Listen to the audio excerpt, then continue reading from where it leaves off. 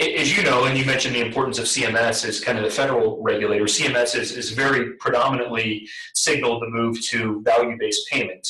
More providers will be taking on financial risk for patient populations. And assuming this happens, as CMS has forecasted, I guess the question is, do you see that impacting the role of state insurance regulators for managing the risk assumed by delivery systems and provider groups? I go back to the, I guess probably early to mid-90s, where many people had concerns about risk and how it was being shared with delivery systems and provider organizations, whether they understood the risk they were taking on, whether they were capable of taking on that risk and managing that risk.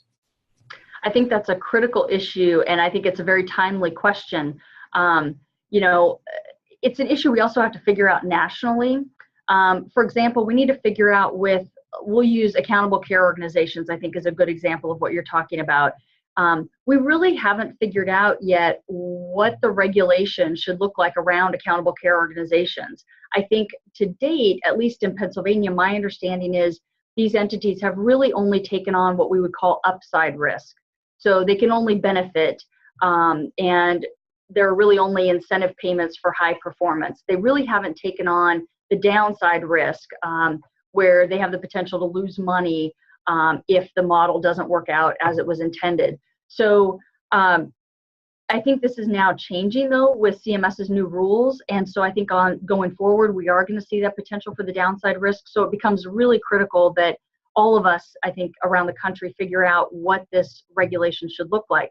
I do think that state insurance regulators could have a role here to make sure that these entities are financially sound. That's a role we play with insurance companies. I think it would be a natural place for us to be. And I think as we look towards that regulation, though, I would just want to make sure that we're not overly burdensome in whatever that regulation looks like, because I think we want to allow for the innovation that the Affordable Care Act really intended to promote. And so, but I think this is something that, we've already reached out to our counterparts around the country to say, we need to have this conversation, and it's more timely than ever.